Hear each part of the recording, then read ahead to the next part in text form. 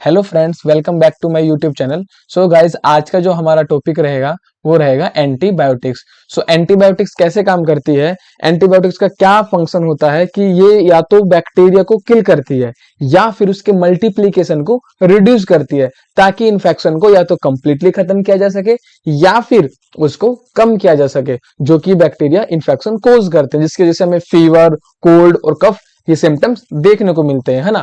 So basically ये काम कैसे करती है कि कोई भी लाइफ फॉर्म्स है, कोई भी लिविंग ऑर्गेनिजम्स है, उसको अपनी लाइफ फॉर्म्स सस्टेन करने के लिए कुछ फंक्शंस होते हैं, कुछ प्रोसेस होते हैं बॉडी में, जो उसको जीने के लिए, सरवाइव करने के लिए जरूरी होते हैं। जैसे हमारा ब्रीथिंग हो गया, अगर हम सेंट्रल डोगमा की बात करें तो डीएनए का रेप्लिकेशन हो गया, ट्रांसक्रिप्शन हो गया, ट्रांसलेशन हो गया। सो ऐसी डिफरेंट डिफरेंट प्रोसेस होते हैं, है ना। सो ये जो एंटीबायोटिक्स होती है कैसे काम करती है, उन प्रोसेस में इंटरफेयर करती है, उनको या तो कंप्लीटली इनिबिट कर देती है या फिर उनके साथ कुछ इस तरह छेड़छाड़ करती है कि बैक्टीरिया जो होते हैं अपनी लाइफ फॉर्म्स को सस्टेन नहीं रख पाते और डेड हो जाते हैं, है ना। सो वही सारी चीजें हमें यहाँ पर देखने को मिलेगी, है ना। सो इसमें हमारे पास काफी सारी क्लासेस होती है कि ये जो क्लास है ड्रग्स की, ये ऐसे काम करती है, ये इस प्रोसेस को स्टॉप करती है, ये इस प्रोसेस को स्टॉप करती है। सो आज की जो हमारी क्लास रहने वाली है वो काम करने वो क्या करेगी, inhibit the synthesis of cell wall, है ना। Inhibit the synthesis of cell wall. तो ये तो आपको पता ही होगा, सेल वॉल ऑफ किसकी, बैक्टीरिया की, है ना।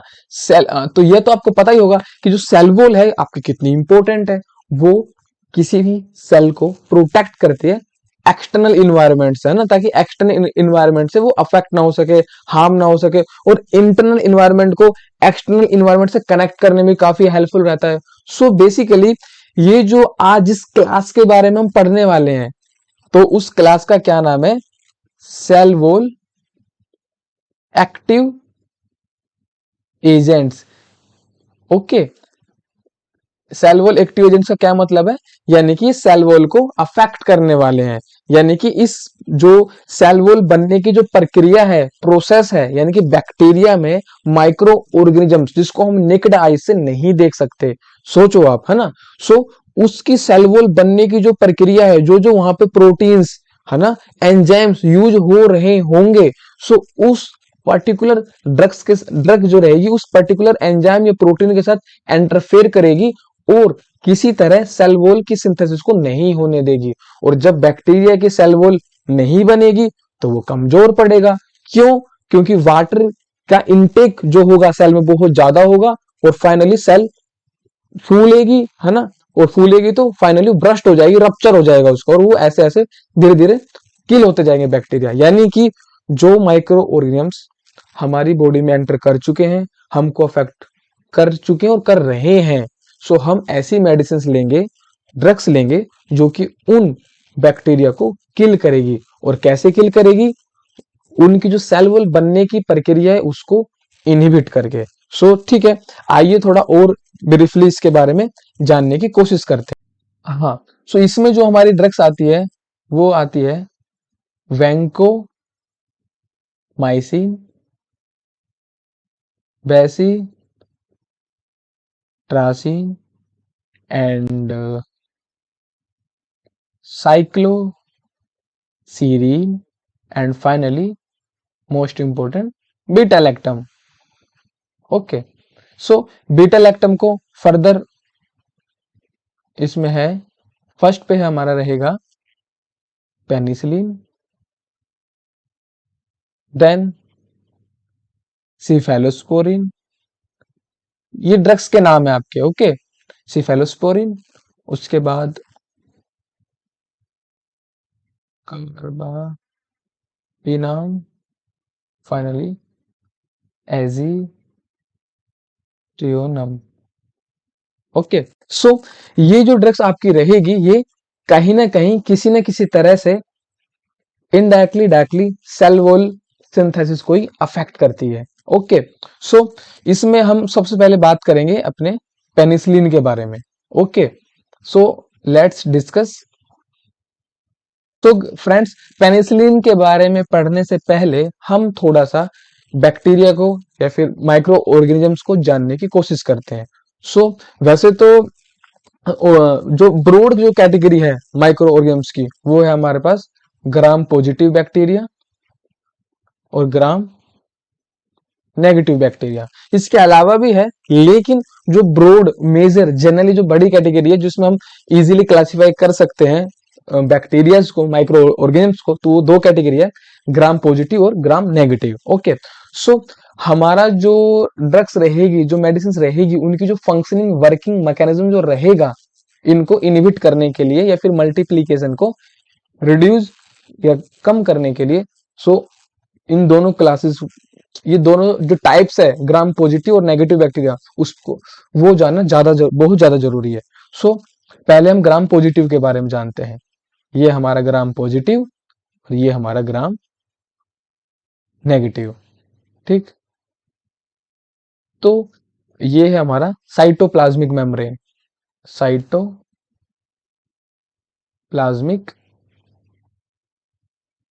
मेम्ब्रेन। ठीक, ये ग्राम पॉजिटिव, ये ग्राम नेगेटिव। अब होता क्या है, ग्राम पॉजिटिव पे जो सेल वॉल हमारी होती है, लेट मी ड्रॉ इट, वो थोड़ी सी थिक होती है। ओके, ये होती है सुगर बैकबोन्स, सुगर से मिलके बनी होती है ना। और सुगर को हम ग्लाइकेंस भी बोलते हैं, ग्लाइकेंस। और जो शुगर बैकबोन्स जो ये सेल वॉल बनी होती है, ये आपस में क्रॉस लिंक होती है पेप्टाइड्स के थ्रू। ओके, ये जो शुगर बैकबोन्स है, ये कनेक्ट होती है एक दूसरे के साथ पेप्टाइड्स के थ्रू। तो और इनको फिर क्या बोलते हैं, पेप्टिडोग्लाइकन, पेप्टिडो ग्लाइकन्स भी इनको बोलते हैं। कि जो सेल वॉल होती है वो पेप्टिडो ग्लाइकन से मिलकर बनी होती है, यानी कि जो ये शुगर की जो बैकबोन होगी, शुगर को बोला गया ग्लाइकेंस, और ये आपस में क्रॉस लिंक होगी पेप्टाइड्स के थ्रू, तो इसको बोला गया पेप्टाइडो ग्लाइकन्स।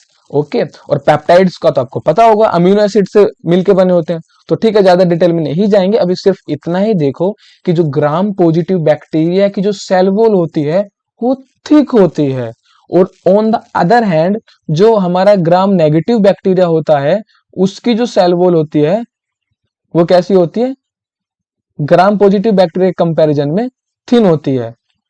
ठीक रहेगा भाई, इसमें भी पेप्टिडोग्लाइकेन से मिलके बना होगा, ये भी पेप्टिडोग्लाइकेन से मिलके बना होगा। डिफरेंस सिर्फ इतना होगा, ग्राम पॉजिटिव जो बैक्टीरिया होते हैं उसकी जो सेल वॉल होती है वो थिक होती है, और जो ग्राम नेगेटिव बैक्टीरिया उसकी जो सेल वॉल होगी वो थिन होगी। First thing. सेकेंड थिंग जो बहुत ज्यादा इंपॉर्टेंट है वो ये है, ग्राम नेगेटिव बैक्टीरिया में एक एडिशनल लिपिड लेयर होती है। ओके, जो कि ग्राम पॉजिटिव बैक्टीरिया में अब्सेंट होती है। ठीक, ये मेजर डिफरेंस है हमारा। उसके बाद थिक और thin, although cell wall thin ही रहेगी ग्राम बैक्टीरिया में, लेकिन एक एडिशनल लिपिड लेयर भी होती है जो कि हमारे ग्राम पॉजिटिव बैक्टीरिया में अब्सेंट होती है। ठीक, ये हमने थोड़ा सा जान लिया इसके बारे में। अब क्या रहता है, ये जो साइटोप्लाज्मिक मेम्ब्रेन है, इसकी आउटर साइड पे एक प्रोटीन प्रेजेंट होता है। इस प्रोटीन का नाम होता है penicillin binding protein. Okay, penicillin binding protein. इसको पेनिसिलिन बाइंडिंग प्रोटीन इसलिए बोलते हैं क्योंकि जो पेनिसिलिन जो रहेगा वो इसी प्रोटीन के साथ बाइंड करेगा। तो इससे आपको ये पता चल जाना चाहिए कि कहीं ना कहीं ये प्रोटीन सेल वॉल सिंथेसिस के लिए एक अहम रोल प्ले कर रहा होगा, जिसको हमारा जो पेनिसिलिन है इसीलिए इस पे बाइंड कर रहा है ताकि सेल वॉल सिंथेसिस को रोका जा सके। ठीक है, तो होता क्या है, जैसा कि हमने आपको बताया, ये जो सेल वॉल जो आपकी होती है बहुत ज्यादा थिक होती है और हाईली पोरस होती है। सो पेनिसिलिन जो है इजीली यहां एंटर कर जाता है और पेनिसिलिन बाइंडिंग प्रोटीन के साथ बाइंड हो जाता है। लेकिन ऑन द अदर हैंड अगर हम ग्राम नेगेटिव बैक्टीरिया की बात करें तो यहां पे एक लिपिड लेयर होती है। ठीक, जिसकी वजह से पेनिसिलिन को पेनिसिलिन को यहाँ एंट्री लेने में दिक्कत होती है बहुत ज्यादा। बट एक क्वेश्चन और आ सकता है आपके माइंड में कि ग्राम नेगेटिव बैक्टीरिया बाहर के इन्वायरमेंट से लिंक कैसे करते हैं, कनेक्ट कैसे करती है। कुछ भी इनटेक है, आउटवर्ड इनटेक होता है किसी भी चीज का, या आउटवर्ड होता है, तो वो सारी चीजें कैसे होती है। तो उसके लिए ग्राम नेगेटिव बैक्टीरिया के पास एक स्पेशल मैकेनिज्म होता है। उसके ये जो एडिशनल लेयर होती है बाहर, उस पे कुछ पोर्स होते हैं, है ना, और उन उन पोर्स को बोला जाता है पोरेन। बट वो जो पोरेन्स होते हैं, उनकी जो ओपनिंग होती है वो बहुत ज्यादा नैरो होती है। जैसे कि हमने देखा, ग्राम पॉजिटिव तो हाईली पोरस है। पेनिसिलिन जो है, जो मेडिसिन है हमारी, पेनिसिलिन जो ड्रग है, इजीली आएगी और बाइंड करेगी। लेकिन ग्राम नेगेटिव बैक्टीरिया के साथ ऐसा नहीं देखने को मिलता, ऐसा नहीं होता। और ये बहुत बड़ा रीजन है कि जो पेनिसिलिन जो होती है, वो पेनिसिलिन तो वो जो है आपका इस पे ग्राम पॉजिटिव बैक्टीरिया पे हाईली इफेक्टिव होती है। On the other hand negative bacteria पे हाईली इफेक्टिव नहीं होती, इसी रीजन की वजह से। क्योंकि और कुछ कुछ बैक्टीरिया में ग्राम नेगेटिव में भी इफेक्टिव होते हैं। कैसे? क्योंकि वहां पे क्या होगा, पोरेंस का साइज जो होगा वो थोड़ा सा लार्ज देखने को मिल जाएगा। लेकिन जनरली मेजोरिटी ऑफ केसेस में पोरेंस का साइज स्मॉल ही होता है। तो पेनिसिलिन जी जी अगर पेनिसिलिन जी की अगर हम बात करें, तो उस केस में वो उसको इजीली अफेक्ट नहीं कर पाती, किनको, ग्राम नेगेटिव बैक्टीरिया को, जबकि पॉजिटिव को इजीली कर पाती है। सो फ्रेंड्स, पेनिसिलिन का आपने अभी हमने थोड़ा समझा कि किस तरह ये ग्राम पॉजिटिव बैक्टीरिया की भी क्लास होती है, कोकाई, स्टेफाइलोकोकाई और स्टेफाइलोबैसिली। ठीक, तो ये दोनों को ही अफेक्ट करेगा पेनिसिलिन। लेकिन अगर हम ग्राम नेगेटिव की बात करें, ग्राम नेगेटिव बैक्टीरिया में, तो केवल ये कोकाई को अफेक्ट करेगा, बैसिली को नहीं करेगा। और रीजन क्या है इसके पीछे, कि कोकाई के जो पोरेंस का जो साइज होगा वो बैसिली के कंपैरिजन में थोड़ा लार्ज होगा, इसीलिए वो उसको ये कोकाई में, ग्राम नेगेटिव बैक्टीरिया कोकाई में अफेक्ट कर पा रहा होगा। ओके, उसके बाद गाइस, तो अभी हम पेनिसिलिन में देखेंगे कि पेनिसिलिन में हमारा, आपको बताते हैं थोड़ा सा कैटेगरी। एक है ब्रॉड स्पेक्ट्रम, इसको डिवाइड किया गया है ड्रग्स को, ब्रॉड स्पेक्ट्रम, और एक है हमारा नैरो स्पेक्ट्रम। सो ये ब्रॉड स्पेक्ट्रम और नैरो स्पेक्ट्रम का क्या मतलब है? ब्रॉड स्पेक्ट्रम और नैरो स्पेक्ट्रम का ये मतलब है कि ब्रॉड में काफी सारे types of, classes of, species of microorganisms को वो किल कर रहा होगा या फिर इनहिबिट कर रहा होगा। और नैरो में कुछ limited types of micro organisms की हम बात करें तो, जैसे कि अगर हम पेनिसिलिन की एक पर्टिकुलर क्लास की अभी हम आपको बताएंगे, बात कर रहे हैं, जैसे कि अभी हम ऑलरेडी बात कर रहे हैं कि वो सिर्फ और सिर्फ ग्राम पॉजिटिव के लिए ज्यादा इफेक्टिव है, क्योंकि ग्राम पॉजिटिव की सेल वॉल पोरस होती है। सो उससे थोड़ा सा स्पेक्ट्रम था वो नैरो हो गया ना, क्योंकि पॉजिटिव, ग्राम पॉजिटिव बैक्टीरिया को सबको अफेक्ट कर रहे हैं, लेकिन नेगेटिव में आधों को कर रहा है, आधों को नहीं कर रहा। तो उससे स्पेक्ट्रम का साइज घटेगा कि बढ़ेगा? तो पेनिसिलिन के केस में क्या हुआ, वो नैरो हो गया, है ना। सो नैरो में भी हमारा फिर से दो आती है, एक मॉडरेट और एक very very very very narrow, है ना। तो जैसे ये जो हमारी विंडो है वो वेरी वेरी नैरो होते जा रही है, उसका मतलब ये एक specifically particular type of class को ही अफेक्ट कर रहे होंगे, है ना। सो मॉडरेट में हमने अभी देखा था पेनिसिलिन जी, पेनिसिलिन वी, ठीक, कि कैसे ये हमारे काम करते हैं वो हम देख चुके, ठीक।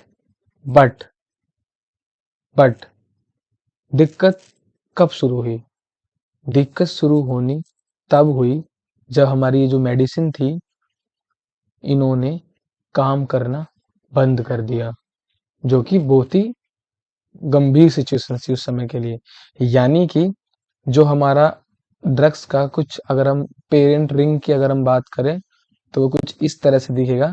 और ये जो हमारी रिंग रहती है, यहाँ पे एक आर ग्रुप रहता है, ये जो हमारी रिंग रहती है, इसको बोलते हैं बीटा लैक्टम रिंग। ओके। और जो हम बात कर रहे थे कि पेनिसिलिन बाइंडिंग प्रोटीन, जो कि साइटोप्लाज्मिक मेम्ब्रेन की आउटर साइड पे प्रेजेंट रहता है। सो इसको समझो एज ए प्रिजन, एक जेल की तरह। और ये इसके साथ ऐसे बाइंड हो जाता है, उसको इसके साथ बाइंड हो जाती है। ओके। सो अब हुआ क्या, हमारी कुछ बैक्टीरिया है, इसका नाम है स्टेफाइलोकोकस ग्राम नेगेटिव बैक्टीरिया। तो आपको हम बता ही चुके कि केवल जो कोकस कोकाई उसी पे काम कर रहे थे, बेसिलस पे नहीं कर रहे थे। रीजन, क्योंकि कोकाई का पोरिन का साइज लार्ज होता है। लेकिन अभी क्या हुआ, अभी कोकाई पे काम करना बंद कर दिया।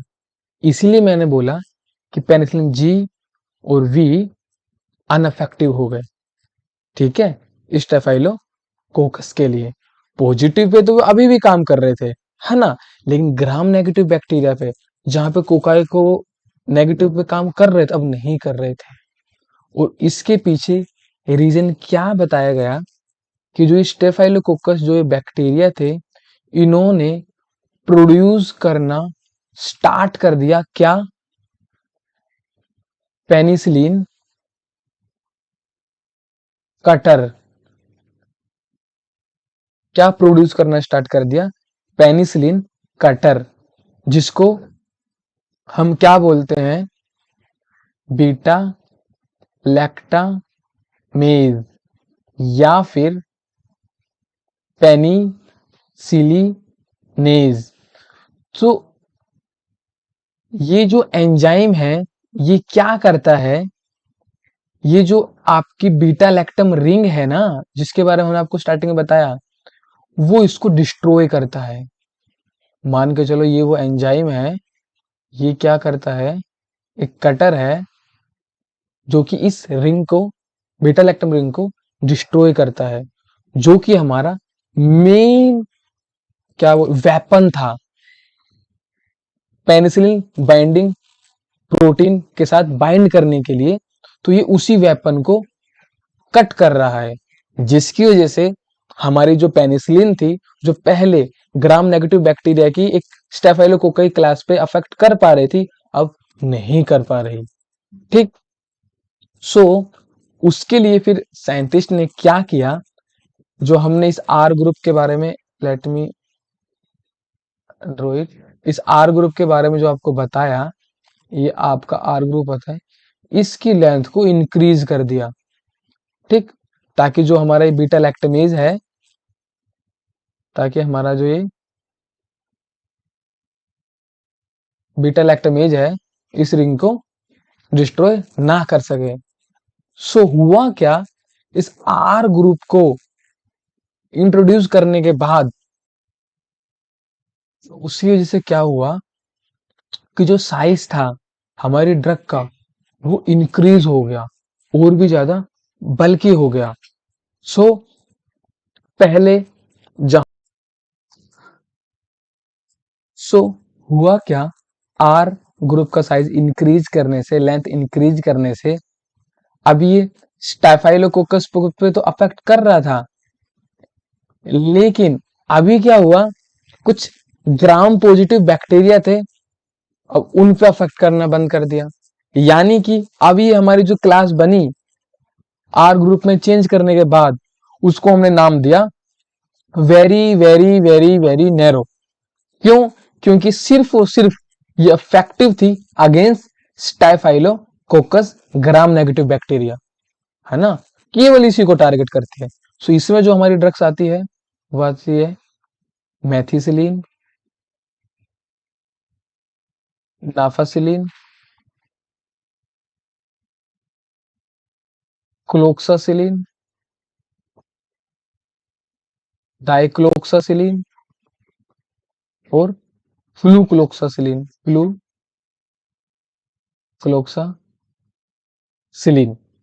सो ये ड्रग्स क्या करती थी, पर्टिकुलरली सिर्फ और सिर्फ स्टेफाइलोकोकस ग्राम नेगेटिव बैक्टीरिया के अगेंस्ट काम करती थी।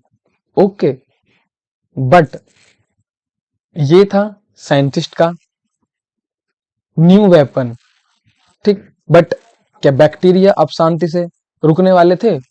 नॉट पॉसिबल, क्योंकि हर जीव, हर लाइफ फॉर्म खुद को सरवाइव करने के लिए अडेप्टेशन करती रहती है, उसमें चेंजेस आते रहते हैं, और सर्वाइवल की यही थ्योरी है।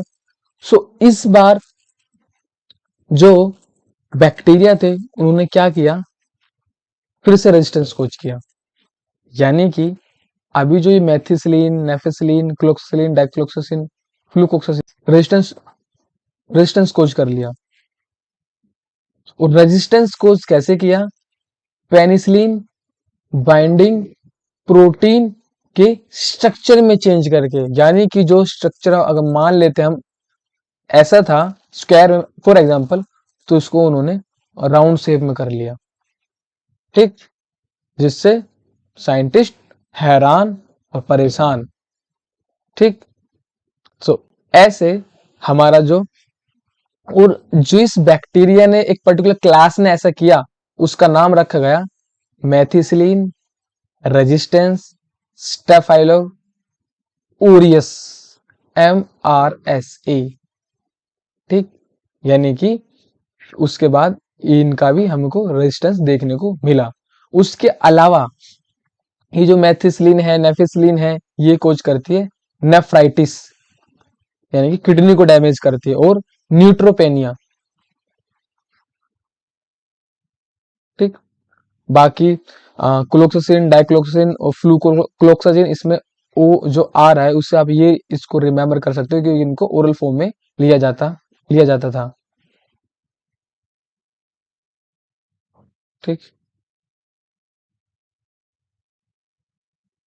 सो आप जानते हैं पेनिसिलिन जी में और पेनिसिलिन वी में क्या डिफरेंस? तो पेनिसिलिन जो जी है इसको पेरेंटली पेरेंटली लिया जाता था, और पेनिसिलिन वी को ओरली, है ना, इसको सीधा इंट्रावीनस, जबकि पेनिसिलिन वी को हम ओरली भी ले सकते हैं। तो इन दोनों में डिफरेंस क्या है, और पेनिसिलिन जी को ओरली क्यों नहीं लिया जा सकता?